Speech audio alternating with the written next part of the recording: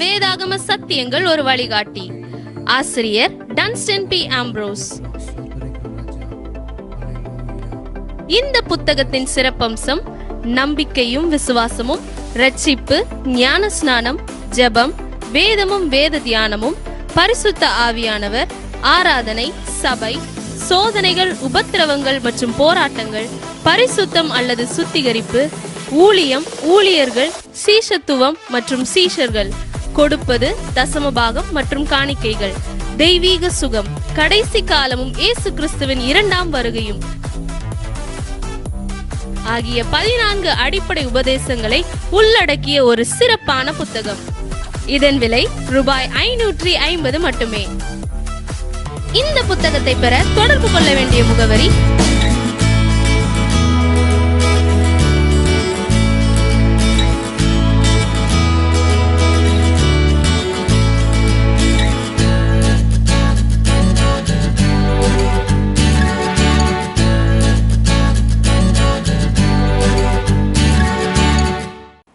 கர்த்தருடைய பரிசுத்த நாமத்திற்கு மகிமை உண்டாவதாக.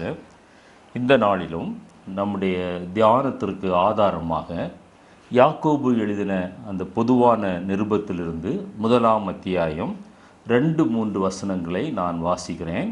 என் சகோதரரே, நீங்கள் பலவிதமான சோதனைகளில் அகப்படும் போது உங்கள் விசுவாசத்தின் பரீட்சையானது பொறுமையை உண்டாக்கும் என்று அறிந்து அதை மிகுந்த சந்தோஷமாக எண்ணுங்கள். ஒரு நிமிடம் நம்முடைய கண்களை மூடி தலைகளை தாழ்த்தி ஆண்டவரை நோக்கி பார்ப்போம். நல்ல ஆண்டவரே, நாங்கள் உம்மை நன்றியோடு கூட துதிக்கிறோம். இந்த நாளிலும் இந்த வசனங்கள் மூலமாக கர்த்தர் எங்களோடு கூட நீர் பேசும்படியாக நாங்கள் ஜெபிக்கிறோம். பேசுகிறவர் நீங்கள் அல்ல, பரிசுத்த ஆவியானவர் என்று சொன்னவர். அப்பா, உம்மை நன்றியோடு கூட துதிக்கிறோம். நீ போ, உன் வாயை நான் நிரப்புவேன் என்று சொன்னவர். அப்பா, உம்மை நன்றியோடு கூட துதிக்கிறோம். அடியானை மறைத்து ஆவியானவர் நீர் வெளிப்படும்படியாய் ஜெபிக்கிறோம். உம்முடைய நாமத்தை மாத்திரம் நீர் மகிமைப்படுத்தும்படியாய் ஜெபிக்கிறோம். உம்முடைய சித்தம் நிறைவேறும்படியாய் ஜெபிக்கிறோம். உம்முடைய ராஜ்யம் கட்டப்படும்படியாய் ஜெபிக்கிறோம். எங்களை தாழ்த்துகிறோம், வெறுமையாக்குகிறோம். துதி, கனம், மகிமை எல்லாம் நீர் எடுத்துக்கொள்ளும். இயேசு கிறிஸ்துவின் விலையேற பெற்ற நாமத்தில் ஜெபிக்கிறோம். ஜெபங்கேளும் ஜீவனுள்ள எங்கள் நல்ல பிதாவே, ஆமென். ஆண்டவராய் இயேசு கிறிஸ்துவுக்கு அவர் ஊழியத்தை ஆரம்பிப்பதற்கு முன்பாக அவர் 40 நாட்கள் வனாந்தரத்திலே சென்று அவர் 40 நாட்கள் அவர் சாப்பிடாமல் இருந்தார் என்று வேத பண்டிதர்கள் சொல்லுகிறார்கள். ஒருவேளை அவர் தண்ணீர் அருந்தி இருக்கலாம் என்றும் சிலர் சொல்லுகிறார்கள். அப்படி இருந்த ஒரு சூழ்நிலையிலே பிசாசானவன் அவரை சோதிக்க ஆரம்பிக்கிறான். ஏனென்றால் வேதம் சொல்கிறது அவருக்கு பசி உண்டாயிற்று, தாகம் உண்டாயிற்று என்று எழுதப்படாததினாலே வேத பண்டிதர்கள் சொல்லுகிறார்கள் அவர் ஒருவேளை தண்ணீர் அருந்தி இருக்கலாம். ஆனால் ஆகாரம் அருந்தாமல் 40 நாட்கள் அவர் உபவாசம் பண்ணினார் என்று மத்தேயு எழுதின சுவிசேஷம் 4ஆம் அத்தியாயம் 2வது வசனத்திலே வாசித்தோம். இது ஆண்டவருக்கு அப்பொழுது சோதனைகள் உண்டாகிறது. பிசாசானவன் அவரை சோதிக்கிறான் ஊழியத்திற்கு முன்பாக. இப்பொழுது நாம் வாசித்த வசனங்களிலே நம்மை பலவிதமான சோதனைகளுக்குள்ளாக, நாம் அப்படிப்பட்ட சூழ்நிலைகளுக்குள்ளாக நாம் கடந்து போகும்போது ஆண்டவர் பொதுவாக நம்மை சோதிப்பவர் அல்ல. சில நேரங்களில் ஆண்டவர் சோதிக்கிறார், சோதித்து அறிகிறார்.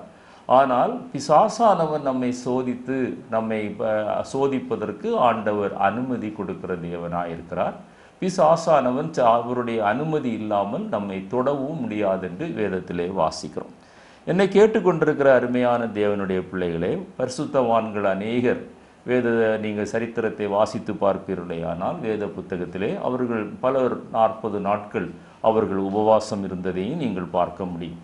அது வனாந்திர பகுதியிலே மோசே 2 தடவை அப்பம் புசியாமலும் தண்ணீர் குடியாமலும் அவர் உபவாசம் இருந்தார் என்று வாசிக்கிறோம். யோசுவா அப்படி இருந்ததாக வாசிக்கிறோம்.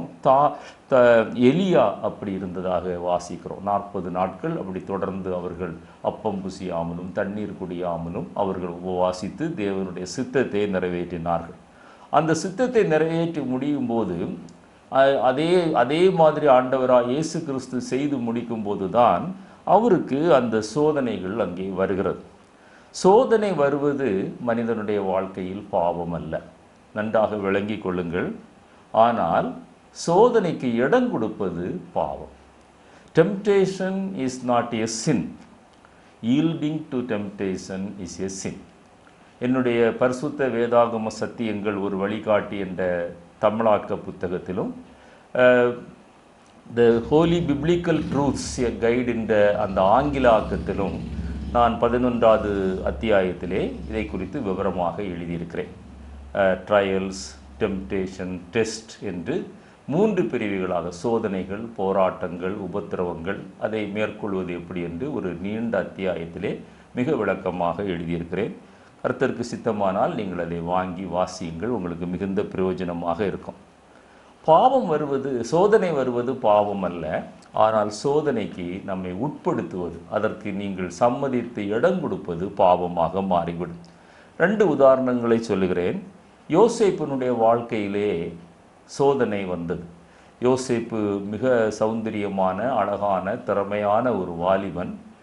அங்கே போத்திபாருடைய வீட்டிலே அவன் முக்கியமான ஒரு பொறுப்பிலே இருந்து எல்லா காரியங்களையும் கவனித்து கொண்டிருக்கிறான். அந்த வீட்டிலே அவனை தவிர, போத்திபாருடைய மனைவியை தவிர வேறு யாரும் இல்லை. போத்திபாருடைய மனைவி அங்கே என்ன செய்கிறாள்? அவளோடு கூட யோசேப்பை சயனிக்க அழைக்கிறாள், உடல் உறவு கொள்ள அழைக்கிறாள் என்று வேதத்திலே வாசிக்கிறோம். பாவம் செய்வதற்கு எல்லா சூழ்நிலையும் யோசேப்புக்கு சாதகமாக இருந்தது. ஆனாலும் யோசேப்பு தேவனுக்கு விரோதமாக இந்த பாவத்தை நான் செய்வது எப்படி என்று தன்னுடைய மேல் வஸ்திரத்தை அவள் பிடித்த போதும் அந்த மேல் வஸ்திரத்தை உதறிவிட்டு வெளியே ஓடிப்போனான் என்று வேதத்திலே வாசிக்கிறோம். இந்த சம்பவம் நமக்கு நன்றாக தெரியும். பாவம் செய்வதற்கு சூழ்நிலைகள் சாதகமாக இருந்த போதும், வேறு யாரும் அறியாத சூழ்நிலையிலும் சோதனை வந்தபோது யோசேப்பு சோதனைக்கு இடம் கொடுக்கவில்லை. ஒரு பரிசுத்தவான் இப்படி எழுதுகிறார்: இன்றைக்கு அநேகர் பாவம் செய்யாமல் இருப்பது அவர்களுக்கு பாவம் செய்வதற்கு ஏதுவான சூழ்நிலை இல்லாமல் இருப்பது என்று எழுதுகிறார். ஒருவேளை சூழ்நிலை சாதகமாக இருந்தால் அநேகர் பாவத்திலே விழுவதற்கு வாய்ப்பு இருக்கும் என்று அந்த பரிசுத்தவான் அவர் எழுதுகிறார். இனி அடுத்ததாக ஒரு உதாரணத்தை சொல்லுகிறேன். தாவீதினுடைய வாழ்க்கையை பாருங்கள். சௌந்தரவதியான அந்த மிக அழகான அந்த பத்சேபாள், அவள் ஸ்நானம் பண்ணி கொண்டிருக்கிறாள். யுத்த காலம். தாவீது தன்னுடைய கடமையை மறந்து யுத்தத்திற்கு போகவில்லை. அவன் நன்றாக மத்தியானம் சாப்பிட்டு தூங்கி எழும்பி உப்பரிகையிலே ஆவி கொண்டிருக்கிறார். ஒரு ஆங்கில பழமொழி சொல்வார்கள், idle mind is the workshop of the devil. அதாவது வேலை இல்லாமல், கடமையை சரிவர செய்யாமல் அப்படி ஓய்ந்திருக்கிறவர்களுடைய இருதயம் பிசாசினுடைய பட்டறையாக சில நேரத்திலே மாறிவிடும். அங்கே அழகான அந்த ஸ்திரீ ஸ்நானம் பண்ணுகிறாள். அவளும் அடக்கமாக குளித்திருக்கலாம், ஆனால் அவளும் அதை செய்யவில்லை. அதை பார்த்து தாவீது அழைத்து அங்கே ஒரு தவறான பாவம் நடந்து, அதற்கு பிறகு நடந்ததெல்லாம் நமக்கு தெரியும். என்னை கேட்டுக்கொண்டிருக்கிற அருமையான தேவனுடைய பிள்ளையே, இது தாவீது ராஜாவான பிறகு நடந்ததான ஒரு காரியம். எல்லா அந்தஸ்துகளும் இருக்கிறது, மனைவிகள் உண்டு, மறுமனையாட்டிகள் உண்டு, ஆண்டவர் கேட்டதெல்லாம் கொடுத்தார். இருந்தாலும் அடுத்தவனுடைய மனைவியின் மேலே இச்சைப்பட்டு, அந்த மாம்சத்தின் இச்சை, கண்களின் இச்சை, ஜீவனத்தின் பெருமை, இது 3ம் தாவீதை அந்த நேரத்தில் வீழ்த்தி தாவீது அந்த பாவத்தை செய்தார் என்று வாசிக்கிறோம். இதே தாவீது இதற்கு முன்பு வனாந்தரத்திலே ஒரு அழகான பெண்ணை சந்திக்கிறார். அவர் சவுலுக்கு பயந்து அவர் ஓடும்போது அபிகாயிலை சந்திக்கிறார். அபிகாயிலை பற்றியும் வேதம் சொல்கிறது, அவள் மகா புத்திசாலியும் அவள் ரூபவதியுமாயிருந்தாள். பத்சபாளை பற்றி அவள் மகா சௌந்தரவதியாக இருந்தாள். சரீர பிரகாரமாக அவளுடைய தோற்றம் மிக கவர்ச்சிகரமாயிருந்தது. அபிகாயில் அவள் மகா புத்திசாலியும் ரூபவதியுமாயிருந்தாள் என்று வெரி பியூட்டிஃபுல் என்று ஆங்கிலத்தில் எழுதப்பட்டிருக்கிறது. ஆனால் அந்த அபிகாயில் இடத்துல மிக கண்ணியமாக அவர் நடந்து கொள்வதை நீங்கள் வாசிக்க முடியும். என்னை கேட்டுக்கொண்டிருக்கிற அருமையான தேவனுடைய பிள்ளையே, இந்த 2 உதாரணங்களை நான் ஏன் சொல்லுகிறேன் என்றால், அங்கேயும் அவருக்கு அந்த தவறை செய்திருக்க முடியும். ஆனால் சிலருடைய வாழ்க்கையில் நடப்பது போல தான் தாவீதினுடைய வாழ்க்கையிலும் நடந்தது. வசதிகள் பெருகும்போது அல்லது அந்தஸ்துகள் பெருகும்போது, அந்த கஷ்டத்தில், வறுமையில் அல்லது அந்தஸ்துகள் இல்லாத நேரத்தில், வாய்ப்புகள் இல்லாத நேரத்தில் அநேகர் என்ன செய்தார்கள்? தங்களுடைய சரீரத்தின் ஆசைகளை, இச்சைகளை அடக்கி ஒடுக்கி கீழ்ப்படுத்தி அவர்கள் வாழ்ந்தவர்கள் அவர்களுக்கு வசதிகள் வாய்ப்புகள் பெருகும்போது அவர்கள் அது எப்படி அவர்கள் வாழ்ந்தார்களோ அதை மறந்து மிக எளிதாக சோதனைக்கு உட்பட்டு அவர்கள் பாவத்திற்குள்ளாகிறார்கள். தாவீதினுடைய வாழ்க்கையிலே நடந்தது உங்களுக்கு தெரியும். அந்த ஒரு பாவத்தினாலே உரியா கொல்லப்படுகிறான். கொலை தொடர்கிறது. தாவீதினுடைய வீட்டிலே பட்டயம் நீங்கவே இல்லை. ஒரு மகனை அப்சலோம் கொல்லுகிறான். அப்சலோமுடைய சகோதரியை இன்னொரு மகன் கற்பழிக்கிறான்.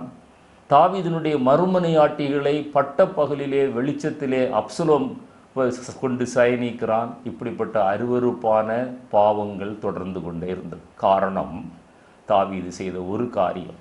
அவனுடைய வாழ்க்கையிலே சோதனை வந்தபோது அந்த சோதனைக்கு இடம் கொடுத்தான்.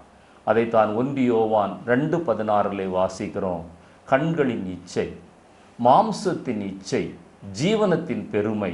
சில நேரங்களில் வசதிகள் வாய்ப்புகள் வரும்போது அநேக பரிசுத்தவான்களை, ஊழியர்களை, விசுவாசிகளை, மற்ற அவிசுவாசிகளை மிக எளிதாக அது வீழ்த்தி விடுகிறது. எனவே இந்த செய்தியிலே ஆண்டவருக்கு வந்த 3 சோதனைகளை நாம் தியானிக்க போகிறோம். அதன் மூலமாக நம்மை எப்படி காத்து கொள்ளலாம் என்கிற ஆலோசனையை ஆவியானவர் நமக்கு தருவாராக. கர்த்தர் எனக்கு உதவி செய்வாராக. யோபுவினுடைய வாழ்க்கையை பாருங்கள். சோதிக்கப்படுகிறார். யோபுவுக்கு வந்த சோதனை உங்களுக்கும் எனக்கும் அல்லது இந்த உலகத்திலே யாருக்குமே வந்திருக்காது. எல்லாம் இழந்து, பிள்ளைகளை இழந்து, ஆஸ்திகளை இழந்து, அந்தஸ்தை இழந்து, சரீர சுகத்தை இழந்து, தெருவிலே உட்கார்ந்து ஒரு ஓட்டை எடுத்துக்கொண்டு தன்னுடைய சரீரத்தில் உள்ள பருக்களுடைய வேதனை தாங்க முடியாமல் அதை சொரிந்து கொண்டே அவர் சொல்கிறார், நான் சோதித்த பின்னாலே நான் பொன்னாக விளங்குவேன். சோதனைகள் நம்மை பரிசுத்தப்படுத்துவதற்காக ஆண்டவர் அனுமதிக்கிறார். சோதனைகள் நம்மை சுத்திகரிப்பதற்காக, நம்மை இன்னும் கர்த்தருக்குள்ளே ஸ்திரப்படுத்துவதற்காக ஆண்டவர் நமக்கு வாழ்க்கையிலே அனுமதிக்கிறார். அதைத்தான் யாக்கோபிலே நாம் வாசித்தோம். மிக அழகாக அவர் எழுதுவார், என் சகோதரரே, நீங்கள் பலவிதமான சோதனைகளில் அகப்படும் போது உங்கள் விசுவாசத்தின் பரீட்சையானது, அது இஸ் எ டெஸ்ட், நம்முடைய ஃபெய்த்தை டெஸ்ட் பண்ணுகிற ஒரு அனுபவம். விசுவாசத்தின் பரீட்சையானது நமக்கு புதிய பலத்தை உண்டாக்குகிறது. எந்த சோதனைகள் வந்தாலும் தாண்டி செல்லுகிற ஒரு பலத்தை தருகிறது. அதை மிகுந்த சந்தோஷமாக நீங்கள் எண்ணுங்கள் என்று ஆவியானவர் நமக்கு எழுதி வைத்திருக்கிறார். என்னை கேட்டுக்கொண்டிருக்கிற அருமையான தேவனுடைய பிள்ளைகளே, நம்முடைய வேத புத்தகத்தை சத்திய வேதாகமம் அல்லது பரிசுத்த வேதாகமம் என்று நாம் ஏன் சொல்கிறோம் என்றால், அநேகருடைய தவறுகளும் நம்முடைய வேத புத்தகத்திலே மறைக்காமல் எழுதப்பட்டிருக்கிறது. அந்த தவறுகள் ஏன் எழுதப்பட்டிருக்கிறது என்றால், அந்த தவறுகளை நாம் செய்வதற்காக அல்ல, அந்த தவறுகள் நாம் செய்யாதபடி, அப்படிப்பட்ட சோதனைகளிலே நாம் வீழ்ந்து நம்முடைய ஆத்துமாவை நஷ்டப்படுத்தாதபடி எச்சரிக்கையாக ஆவியானவர் எழுதி வைத்திருக்கிறார். எனவேதான் தாவீது பத்சபாளிடத்தில் செய்த அந்த விபச்சாரத்தை கூட ஆவியானவர் மறைக்காமல் எழுதி வைத்திருக்கிறார். என்னை கேட்டுக்கொண்டிருக்கிற தேவனுடைய பிள்ளையே, அருமையான தேவனுடைய பிள்ளையை, இந்த நாளில் ஆண்டவர் நமக்கு ஒரு பாடத்தை அவர் சுட்டி காட்ட விரும்புகிறார். ஆண்டவருக்கு 3 விதமான சோதனைகள் வந்தது. மத்தேயு எழுதின சுவிசேஷம் 4ஆம் அத்தியாயத்திலும், லூக்கா எழுதின சுவிசேஷம் 4ஆம் அத்தியாயத்திலும், மார்க்கு 1 அத்தியாயத்திலையும் அவருக்கு வந்த சோதனைகளை குறித்து நீங்கள் வாசிக்க முடியும். இந்த சோதனைகள் எல்லாம் வேத புத்தகத்திலே ஆண்டவர் ஏன் எழுதி வைத்திருக்கிறார்? நமக்கு வரும் சோதனைகளை நாம் பொதுவாக வெளியிலே சொல்வதில்லை. நமக்குள்ளாகவே நாம் மறைத்து வைத்து இருக்கிறோம். நாம் சிலரிடத்திலே வேண்டுமென்றால் பகிர்ந்து கொள்வோம். அநேகமாக நம்முடைய தனிப்பட்ட வாழ்க்கையில் வருகிற சோதனைகளை நாம் நமக்குள்ளாகவே மறைத்து வைத்துக் கொள்வோம். ஆனால் வேதாகமத்திலே ஆண்டவருக்கு வந்த 3 சோதனைகளையும் அவர் மிக தெளிவாக ஆவியானவர் நமக்கு எழுதி வைத்திருக்கிறார். அந்த சோதனைகள் நாம் மேற்கொள்ள வேண்டும் என்பதற்காக நம்முடைய ஜெபத்தாலும், குறிப்பாக உபவாச ஜெபத்தினாலே அந்த சோதனைகளை நம்மால் மேற்கொள்ள முடியும் என்பதற்காக நன்றாக கவனிக்க வேண்டும். ஆண்டவருக்கு அந்த 3 சோதனைகளும் எப்பொழுது வந்தது? அவர் வனாந்தரத்திலே 40 நாட்கள் உபவாசம் பண்ணின உடனே வந்தது. மிக எளிதாக அந்த சோதனைகளை அவர் ஜெயித்தார். பிசாசு சோதிக்கும் போது சில நேரத்திலே நமக்கு நல்ல உடல் நலம் இருக்கும், ஆனாலும் வியாதி வரும். அது நமக்கு பாதிப்பை உண்டாக்காது. எப்பொழுதென்றால் அந்த சோதனைகளை நாம் எதிர்த்து நின்று நாம் ஜெயிக்கும் போது.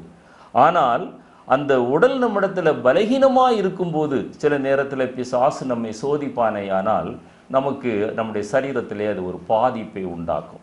எப்படிப்பட்ட சூழ்நிலையாக இருந்தாலும் அந்த சோதனைகளை ஜெயிப்பதற்கு ஆண்டவர் நமக்கு பலன் தர அவர் வல்லவராயிருக்கிறார். இப்பொழுது முதலாவது சோதனையை நாம் தியானிக்க போகிறோம். மத்தேயு எழுதின சுவிசேஷத்திலே 4ஆம் அத்தியாயம் முதல் 4 வசனங்களையும், மார்க் எழுதின சுவிசேஷம் முதல் அத்தியாயம் 12வது வசனத்தையும் வாசிக்கும் போது 40 நாட்கள் அவர் வனாந்தரத்திலே உபவாசித்து ஜெபித்த பிறகு அவருக்கு பசி உண்டாயிற்று என்று எழுதப்பட்டிருக்கிறது. அப்பொழுது அந்த சோதனைக்காரன் என்ன சொல்லுகிறான், நீர் தேவனானால் இந்த கல்லுகளை அப்பங்களாக மாற்றும் என்று சொல்லுகிறான்.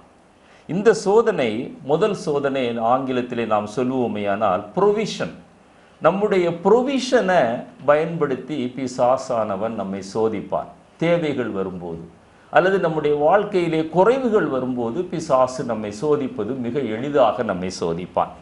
நம்முடைய சரீர தேவைகளை நாம் அனுபவிக்க அல்லது அதை பெற்றுக்கொள்ள ஆண்டவர் இயற்கையாக வைத்திருக்கிற முறைமைகளுக்கு அப்பாற்பட்ட முறைமைகளிலே போய் நம்மை சோதிப்பது தான் இந்த முதல் சோதனை. உதாரணமாக, நமக்கு ஒரு தேவை இருக்கிறது. அந்த தேவைக்காக நாம் தேவ சமூகத்திலே காத்திருந்து ஜெபித்து அதை பெற்றுக்கொள்வதை காட்டிலும் உலக பிரகாரமான ஒரு வழியிலே நம்மை உள்ளே கொண்டு போய் அதிலே நம்மை சிக்க வைத்து அதற்கு பிறகு வரக்கூடிய விளைவுகளை நாம் சந்திக்க வைப்பதிலே பிசாசானவன் மிகுந்த அக்கறை உள்ளவனாக இருக்கிறான். ஆங்கிலத்திலே பொதுவாக சொல்வார்கள், எ part time Christian cannot overcome a full time Satan. அவன் முழு நேர ஊழியனாக தேவனுடைய பிள்ளைகளுக்கு விரோதமாக கிரியை செய்து கொண்டிருக்கிறார். அப்போ நம்முடைய கிறிஸ்தவ ஜீவியத்திலே நம்ம ஒரு பார்ட் டைம் கிறிஸ்டியனாக வாழ்ந்து கொண்டிருப்போமே, ஆனால் நீங்களும் நானும் அந்த முழு நேர ஊழியம் செய்கிற அந்த பிசாசை எதிர்த்து நிற்பது கடினமாக மாறிவிடும். அது அவன் இயற்கைக்கு மாறான ஒரு வழியை சொல்கிறான். உமக்கு பசி உண்டாயிற்றல்லவா, இந்த கல்லுகளை நீர் அப்பங்களாக மாற்றும். இன்றைக்கும் அநேக மெஜிஷியன்ஸ், அநேக தேவர்கள் என்று வணங்கப்படுகிற மனிதர்கள், அவர்கள் கல்லுகளை அவர்கள் அப்பங்களாக மாற்றுகிறார்கள், கற்கண்டாக மாற்றுகிறார்கள். அதை பார்த்து அநேகர் அவர்களை பின்செற்றி செல்கிறார்கள். இதெல்லாம் இயற்கைக்கு அப்பாற்பட்ட காரியம். உபாகமம் 8ஆம் அத்தியாயம் 3வது வசனத்தை நான் வாசிக்கிறேன். உன் தேவனாகிய கர்த்தர் உன்னை சிறுமைப்படுத்தாதபடிக்கும் தம்முடைய கட்டளைகளை நீ கைக்கொள்வாயோ கைக்கொள்ள மாட்டாயோ என்று அவர் உன்னை சோதித்து உன் இருதயத்தில் உள்ளதை நீ அறியும்படிக்கும் உன்னை இந்த 40 வருஷமளவும் வனாந்தரத்தில் நடத்தி வந்த எல்லா வழியையும் நீ நினைப்பாயாக. ஆண்டவர் நம்மை சில நேரங்களில் எப்படி சோதிக்கிறார்? நம்முடைய கட்டளைகளுக்கு நீங்களும் நானும் கீழ்ப்படுகிறோமா? நம்முடைய வாழ்க்கையிலே ஃபஸ்ட்டு அந்த சோதனை ரிகார்டிங் த ப்ரொவிஷன். தேவைகள் நம்முடைய வாழ்க்கையிலே வரும்போது, பிரச்சனைகள் நம்முடைய வாழ்க்கையிலே வரும்போது நாம் எப்படிப்பட்ட கிறிஸ்தவர்களாய் காணப்படுகிறோம்?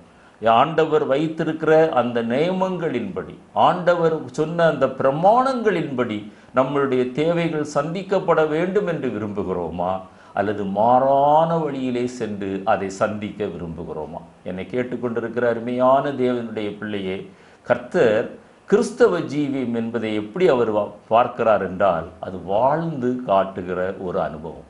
கிறிஸ்தவம் ஒரு மதம் அல்ல, அது ஒரு மார்க்கம் அல்ல. நீங்களும் நானும் பிராக்டிஸ் பண்ண வேண்டும். ஆண்டவரிடத்தில் அந்த வல்லமை இருந்தது. அவர் நினைத்திருந்தால், ஒரு வார்த்தை சொல்லி இருந்தால் அந்த கல்லுகளை அவர் அப்பமாக மாற்றி இருக்க முடியும். ஆனால் அவர் தம்முடைய வல்லமையை தவறாக எந்த சூழ்நிலையிலும் அவர் பயன்படுத்தவே இல்லை. இரண்டாவதாக, அவர் தமக்காக எந்த ஒரு அற்புதத்தையும் அவர் செய்யவே இல்லை. நீங்கள் அந்த 4 சுவிசேஷங்களை வாசித்து பாருங்கள். அவர் அற்புதங்கள் செய்ததும் அவருடைய வல்லமையை பயன்படுத்துவதும் எப்படி பயன்படுத்தினார்? நன்மை செய்கிறவராக சுற்றி திரிந்தார். நோயாளிகளை, பிணியாளிகளை, பிசாசு பிடித்தவர்களை விடுதலையாக்கினார். குறைவுகளை நிறைவாக்கினார். இப்படித்தான் ஆண்டவர் அற்புதம் செய்தாரே தவிர அவர் தனக்காகவோ அல்லது தவறான வழியிலேயோ அவருடைய வல்லமையை அவர் பயன்படுத்தவே இல்லை. இது நம்முடைய கிறிஸ்தவ ஜீவியத்திலே நாம் கற்றுக்கொள்ள வேண்டிய மிக முக்கியமான ஒரு பாடம். ஆண்டவர் நமக்கு வல்லமைகளை தரும்போது, ஆண்டவர் நமக்கு வரங்களை தரும்போது, ஆண்டவர் நம்முடைய வல்லமையும் வரங்களும் கனிகளும் ஆண்டவருக்காக பயன்பட வேண்டும். அவருடைய நாமத்தை மகிமைப்படுத்துவதற்காகவே பயன்படுத்த வேண்டும். நமக்காக, நம்முடைய பேருக்காக, புகழுக்காக அது பயன்படுத்துவோமேயானால், விளம்பரப்படுத்துவோமேயானால் கர்த்தர் அதை விரும்புகிறதில்லை. இரண்டாவது சோதனை, அந்த ஆங்கிலத்திலே சொல்லும்போது ப்ரிசம்ஷன். என்ன சொல்கிறான் பிசாசு? என்ன சொல்கிறான்? நான் மத்தேயு 4ஆம் அத்தியாயம் 5-7 வசனங்களும், லூக்கா 4ஆம் அத்தியாயம் 9-12 வசனங்களிலும் கிட்டத்தட்ட 700 அடி உயரமுள்ள ஒரு கோபுரத்தின் உப்பரிகையிலே கொண்டு போகிறான். வேத பண்டிதர்கள் சொல்லுகிறார்கள் அந்த கோபுரத்தினுடைய உயரம் 700 அடி. அந்த உப்பரிகையிலே கொண்டு போய் என்ன சொல்கிறான்? கீழே குதியும். கீழே குதியும் என்று சொல்வதற்கு வசனத்தை சுட்டி காட்டுகிறான். உம்முடைய தூதர்கள் தாங்குவார்கள் என்று எழுதியிருக்கிறதே, நீர் அந்த கீழே குதியும், உம்முடைய தூதர்கள் வந்து உம்மை தாங்கட்டும் என்று சங்கீதம் 191ஆம் சங்கீதத்திலே 11-12 வசனங்களை சுட்டி காட்டுகிறான். உன் வழிகளில் எல்லாம் உன்னை காக்கும்படிக்கு உனக்காக தம்முடைய தூதர்களுக்கு கட்டளையிடுவார். உன் பாதம் கல்லில் இடராதபடிக்கு அவர்கள் உன்னை தங்கள் கைகளில் ஏந்தி கொண்டு போவார்கள். வசனத்தை சுட்டி காட்டி அவருக்கு ஒரு புகழை உண்டாக்குவது போல, அந்த முதல்ல நாம் பார்த்தோம் அந்த ப்ரொவிஷன். இங்கே ரெண்டாவது இதை சுட்டி காட்டுகிறான், அந்த ப்ரிசம்ஷன். இல்லாத ஒன்றை இருப்பதாக காட்டி, நீர் குதியும், தூதர்கள் உம்மை தாங்குவார்கள், அதெல்லாம் உம்முடைய பேர் பிரஸ்தாபமாகும், நீர் இந்த உலகத்தை ஈஸியாக ரட்சித்து விடலாம் என்று சொல்லி ஆண்டவரை அவன் சோதிக்கிறதை பார்க்கிறோம். இந்த காரியத்திலும் நீங்களும் நானும் மிகுந்த கவனம் உள்ளவர்களாக இருக்க வேண்டும். ஆண்டவரை சோதிப்பது பாவம் என்று நாம் வாசித்தோம். அந்த வசனத்திலே நாம் வாசித்தோம். இன்னொரு வசனத்தை நான் வாசிக்கிறேன். உபாகமம் 6ஆம் அத்தியாயம் 16வது வசனத்தில், நீங்கள் மாசாவில் செய்தது போல உங்கள் தேவனாகிய கர்த்தரை பரீட்சை பாராதிருப்பீர்களாக. ஆண்டவரை நீங்களும் நானும் பரீட்சை பார்க்கக்கூடாது. இப்போ அவர்கள் விஷத்தை குடித்தார்கள், அவர்கள் சாகவில்லை என்று வேதத்திலே வாசிக்கிறோம். அவர்களை சர்ப்பங்கள் தீண்டினது, சாகவில்லை என்று பார்க்கிறோம். அதற்காக ஆண்டவர் அப்படி செய்தாரே என்று சொல்லி நான் ஒரு விஷத்தை எடுத்து குடிப்பேனேயானால் நான் என்னுடைய ஜீவனை இழந்து போகிற ஒரு பரிதாபமான நிலைமைக்கு நான் கடந்து போகிற வாய்ப்பு உண்டு. என்னை கேட்கிற அருமையான தேவனுடைய பிள்ளையே, ஆண்டவரை பரீட்சை பார்க்கக்கூடாது. இங்கே சொல்லுகிறான், நீர் கீழே குதியும், உம்முடைய தூதர்கள் தாங்குவார்களே என்று வேதத்தை சுட்டி காட்டி சொல்லுகிறான். இதே போல இன்றைக்கு அநேகர் தேவனை அறியாத ஜனங்கள், தேவனை அறிந்த ஜனங்கள் பின்வாங்கும்படியாக, உங்களுடைய ஆண்டவர் தான் உங்களோடு கூட இருக்கிறாரே, உங்களுடைய ஆண்டவர் தான் இப்படி சொல்லியிருக்கிறாரே, ஏன் நீங்கள் அதை செய்யக்கூடாது, ஏன் அவர் உங்களுக்கு உதவி செய்ய மாட்டாரா என்று நம்மை சோதிக்கிற ஒரு சூழ்நிலையிலே நீங்களும் நானும் கடந்து போகிற ஒரு அனுபவத்திற்குள்ளாய் காணப்படுகிறோம். என்னை கேட்டுக்கொண்டிருக்கிற அருமையான தேவனுடைய பிள்ளையே, தேவ சித்தமில்லாத காரியங்களை அநேக நேரங்களில் பிசாசானவன் இப்படியாய் நம்முடைய வாழ்க்கையிலே சொல்லுவான். மெல்லிய சத்தமாய் சொல்லுவான், மற்றவர்கள் மூலமாய் சொல்லுவான், சூழ்நிலைகளை உருவாக்கி சொல்லுவான்.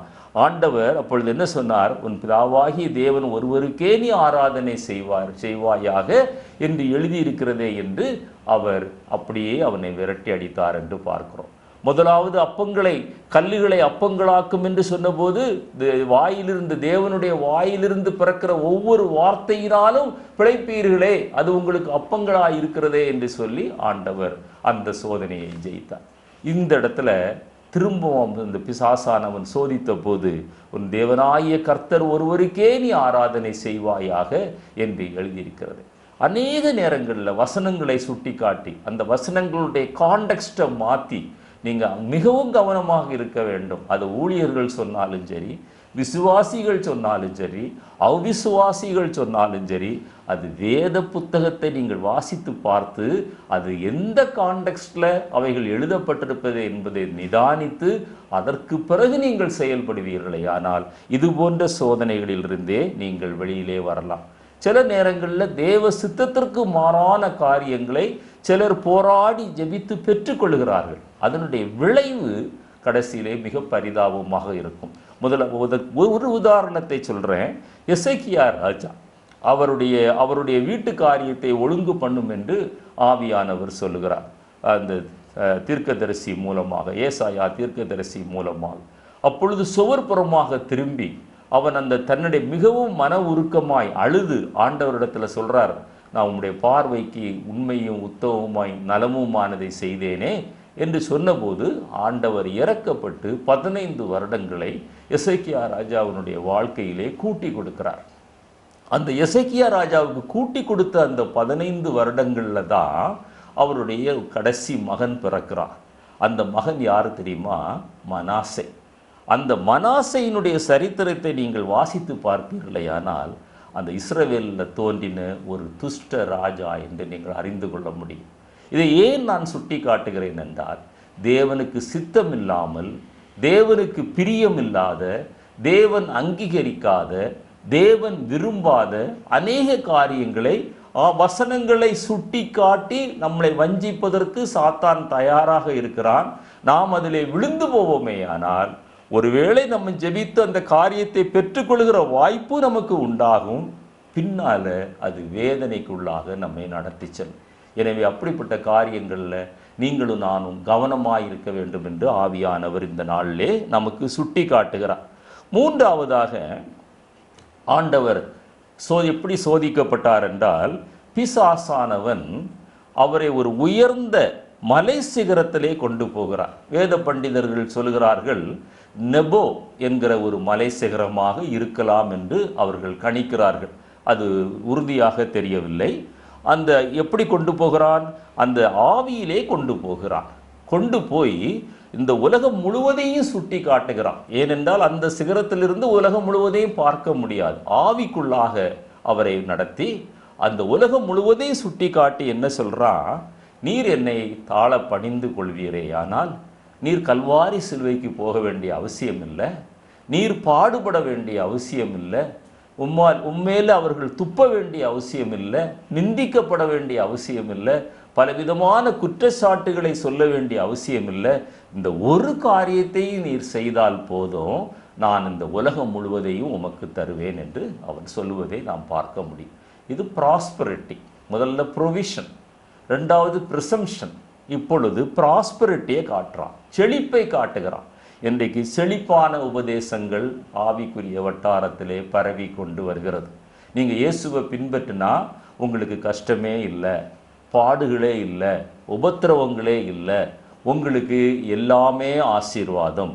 தவறான அந்த போதனைக்கு இடம் கொடுத்து உங்களுடைய வாழ்க்கையை நஷ்டப்படுத்த வேண்டாம் என்று ஆவியானவர் நம்மோடு கூட பேசுகிறார்.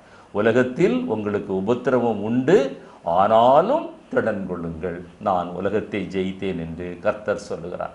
எனவே அப்படிப்பட்ட போதனைகளுக்கு செவி கொடுக்காதீர்கள். இதே மத்தேயு 4ஆம் அத்தியாயம் 8-11 வசனங்கள் வரையிலும், லூக்கா 4ஆம் அத்தியாயம் 5-13 வசனங்களிலையும் பார்த்தா இந்த செழிப்பு உபதேசத்தை காட்டுவதை நீங்கள் பார்க்க முடியும். என்னை கேட்டுக்கொண்டிருக்கிற அருமையான தேவனுடைய பிள்ளையே, ஆண்டவர் அதை நம்முடைய வாழ்க்கையில் அவர் விரும்புவதில்லை. அப்படிப்பட்ட உபதேசத்திற்கு நீங்களும் நானும் போவதை ஆண்டவர் விரும்பவில்லை. நான் 2 வசனங்களை உங்களுக்காக நான் சுட்டி காட்ட விரும்புகிறேன், நன்றாக கவனியுங்கள்.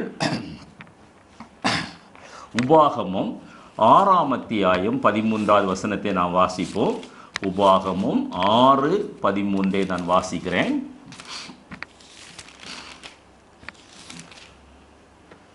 உன் தேவனாகிய கர்த்தருக்கு பயந்து அவருக்கே ஆராதனை செய்து அவருடைய நாமத்தை கொண்டே ஆணையிடுவாயாக. நம்முடைய தேவனாகிய கர்த்தர் ஒருவருக்கு தான் ஆண்டவர் ஆராதனை செய்ய சொல்கிறான்.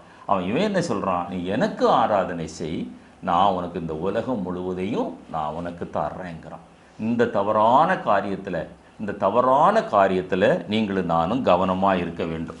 அதே உபாகமத்தில் 10ஆம் அத்தியாயத்தில் வரும்போது 20வது வசனத்தில் ஆவியானவர் இன்னும் அழகாக சொல்லுவார், உன் தேவனாகிய கர்த்தருக்கு பயந்து, பாருங்க எவ்வளவு நல்ல வார்த்தைகள் பயன்படுத்தப்பட்டிருக்கிறது, அவரை சேவித்து அவரை பற்றி கொண்டிருந்து அவருடைய நாமத்தை கொண்டு ஆணையிடுவாயாக.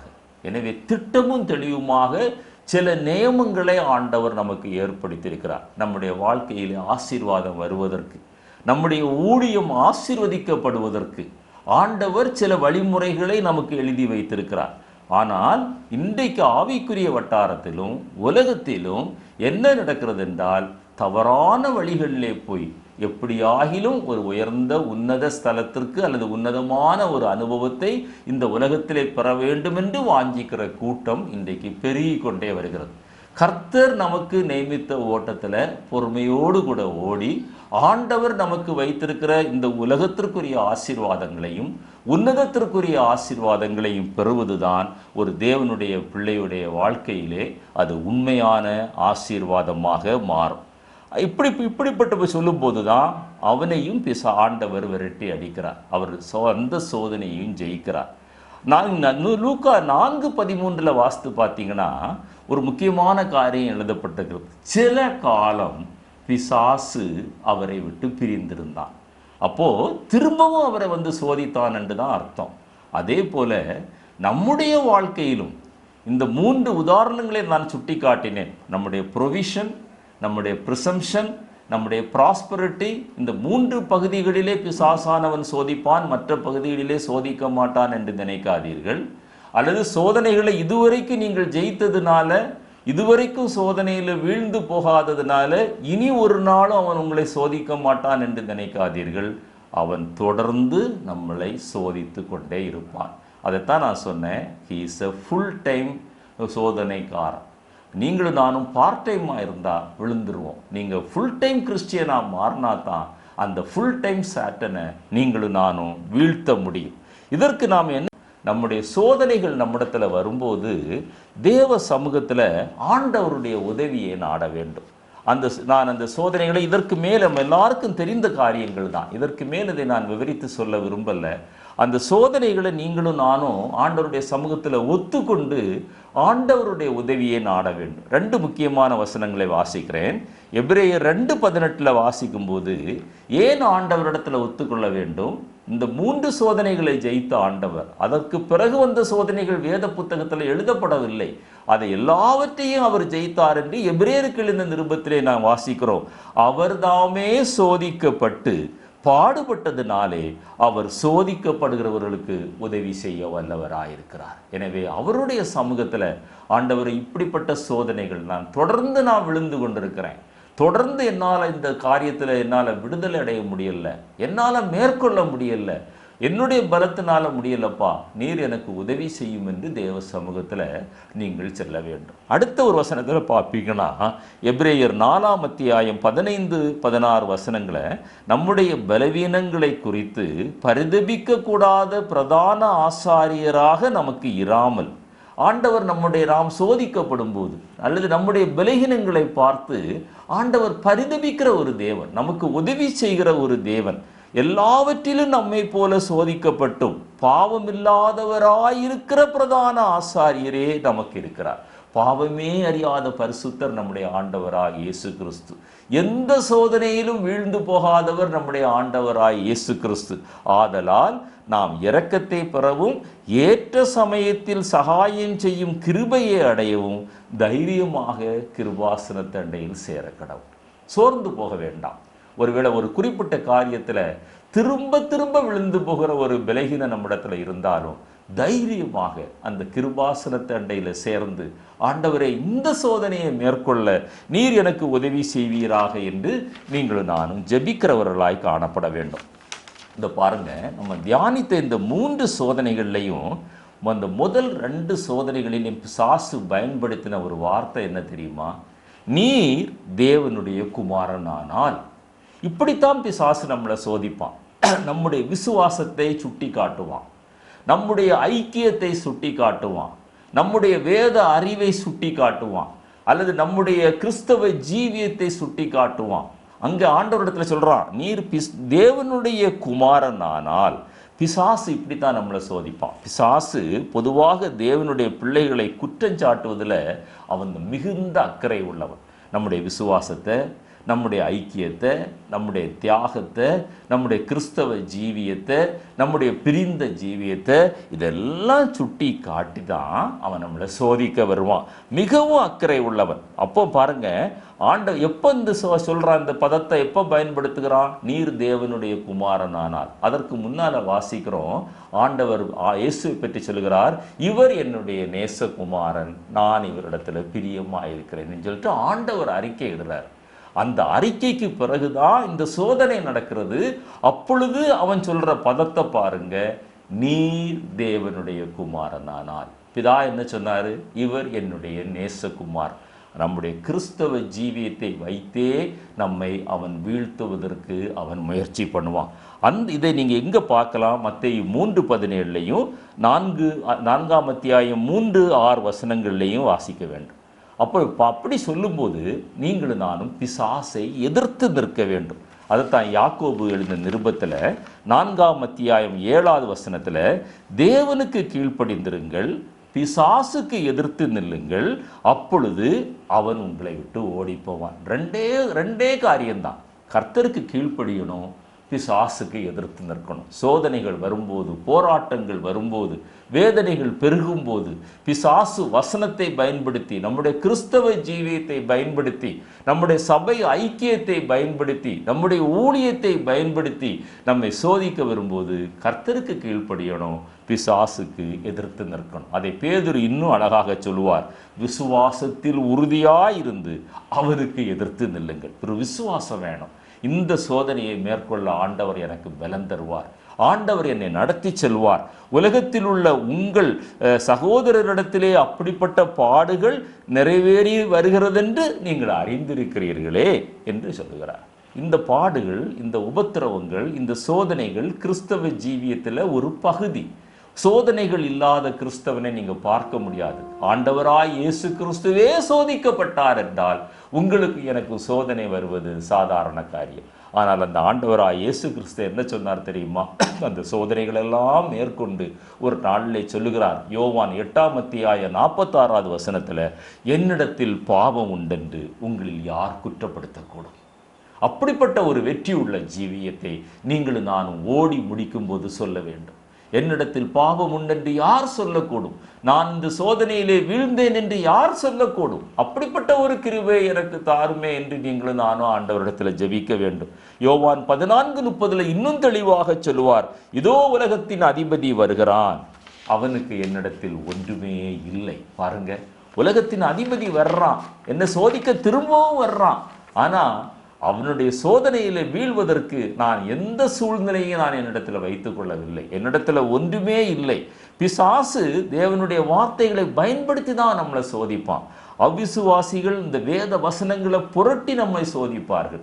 விசுவாசிகள் தேவ வசனத்தை பயன்படுத்தி சோதிப்பார்கள். இப்படி போய் ரெண்டு நிலைமையில நீங்களும் நானும் சோதிக்கப்படுவோம். ஆனா இந்த எந்த சூழ்நிலையிலையும் விசுவாசிகள் தடம் பொருளாமல், அந்த பாவத்தை நியாயப்படுத்தாமல், சிலர் பாவத்தை நியாயப்படுத்தி சோதிப்பார்கள். தமிழில் ஒரு பழமொழி சொல்வார்களே, 1000 பொய் சொல்லியாவது ஒரு திருமணத்தை நடத்த வேண்டும் என்று. அப்படி சொல்லுவார்கள். எவ்வளவு பாவத்தை நியாயப்படுத்தி நம்மை சோதனைக்கு உட்படுத்த அநேகர் முயற்சிப்பார்கள். அந்த சூழ்நிலையிலும் நீங்களும் நானும் கவனமாயிருக்க வேண்டும். 1 கொரிந்தியர் 6:12 வாசித்து பாருங்க. பவுல் அப்போஸ்தலர் ஒரு நல்ல அறிக்கை சொல்வார். எல்லாவற்றையும் அனுபவிக்க எனக்கு அதிகாரம் உண்டு, ஆகிலும் எல்லாம் தகுதியாயிராது. எல்லாவற்றையும் அனுபவிக்க திரும்பவும் சொல்றார், எனக்கு அதிகாரம் உண்டு, ஆகிலும் நான் ஒன்றிற்கும் அடிமைப்பட மாட்டேன். அந்த அடிமை என்கிற அந்த நுகத்தடியை நம்மிலிருந்து நீக்குகிறது தான் நம்முடைய விசுவாசம். அந்த நுகத்தடியிலிருந்து நீங்களும் நானும், பரிசுத்த ஆவியின் அபிஷேகம் நுகத்தை முறிக்கும் என்று வேதத்தில் வாசிக்கிறோம். அது தமிழ் பைபிளில் தவறுதலாக மொழிபெயர்க்கப்பட்டிருந்தாலும் அதனுடைய அர்த்தம் அதுதான். நம்ம பெற்ற அபிஷேகம், நமக்குள்ள இருக்கிற அந்த ஜீவ வசனங்கள், நம்ம பெற்ற ரட்சிப்பு, நம்ம பெற்ற ஞானஸ்நானம், இதுவரைக்கும் வாழ்ந்து வருகிற அந்த பிரிந்த ஜீவியம், கர்த்தருக்காகப்படுகிற பிரயாசங்கள், தியாகங்கள், ஊழியங்கள், இது எதுவும் நம்மை இந்த உலகத்திற்கு அடிமைப்படுத்தாமல் பாதுகாக்கிறது தான் சோதனையிலிருந்து நீங்களும் நானும் வெளிப்படுகிற அனுபவம். 1 பேதுரு 3:16 நான் வாசித்து முடிக்க விரும்புகிறேன். கல்லாதவர்களும் உறுதி இல்லாதவர்களும் தங்களுக்கு கேடு வரத்தக்கதாக வேத வாக்கியங்களை அவர்கள் புரட்டுகிறார்கள். அநேகர் வேத வாக்கியங்களை புரட்டி வேத வாக்கியங்கள் மூலமாகவே தேவனுடைய பிள்ளைகளை தடம் புரள வைக்க முயற்சிக்கிறார்கள். நான் அதை யாரென்று சொல்ல நான் விரும்பவில்லை. ஆனால் ஒன்றை மாத்திரம் சொல்லுகிறேன், வேத வசனங்களை வாசியுங்கள், அதை தியானிங்க, அதை ஆராய்ந்து பாருங்க. அப்பொழுது இப்படிப்பட்ட தடம் புரளுகிற அனுபவங்கள் உங்களை எதிர்நோக்கி வரும்போது இது தவறு, இது சரி அல்ல என்பதை நீங்களும் நானும் விளங்கி கொள்ள முடியும். எனவே ஆண்டவருக்கு வந்த அந்த 3 சோதனைகளை ஆண்டவர் ஜெயித்தது போல நீங்களும் நானும் இந்த உலகத்தில் ஜீவிக்கிறது வரைக்கும் சோதனைகள் நம்மை தொடரும். சோதனை வராதுன்னு நான் சொல்லவே மாட்டேன். சோதனைகள் வரும். ஆனால் அந்த சோதனைகளை ஜெயித்த ஒரு ஆண்டவர் நம்மோடு கூட இருக்கிறார். அந்த கிருபாசன தண்டையில போய் சேர கடவோம். ஆண்டவரிடத்துல அந்த பலனை பெற்றுக்கொள்வோம். கர்த்தர் தாமே உங்களையும் என்னையும் நமக்கு வருகிற சோதனைகளில் நாம் ஜெயித்து மேற்கொண்டு ஒரு வெற்றியுள்ள கிறிஸ்தவ ஜீவியம் செய்ய ஆண்டவர் நமக்கு உதவி செய்வாராக. ஆமென். இந்த செய்தி உங்களுக்கு ஆசீர்வாதமாக இருந்தால் நீங்கள் மற்றவர்களுக்கு அறிமுகப்படுத்துங்கள். உங்களுக்காக நாங்கள் தொடர்ந்து ஜெபித்து கொண்டிருக்கிறோம். நீங்களும் எங்களுக்காக ஜெபியுங்கள். தேவன் தாமே நம் ஒவ்வொருவரையும் நம்முடைய வாழ்விலே வரக்கூடிய எல்லா சோதனைகளையும் மேற்கொண்டு ஒரு வெற்றியுள்ள ஜீவியம் செய்து, ஆண்டவராய் இயேசு கிறிஸ்து சொன்னது போல, என்னிடத்தில் பாவம் உண்டென்று யார் சொல்லக்கூடும்? ஏதோ உலகத்தின் அதிபதி வருகிறான், அவனுக்கு என்னிடத்தில் ஒன்றுமில்லை என்று சொல்லுகிற ஒரு அனுபவத்திற்கு நேராக ஆண்டவர் நம்மை நடத்தி செல்வாராக. ஆமென்.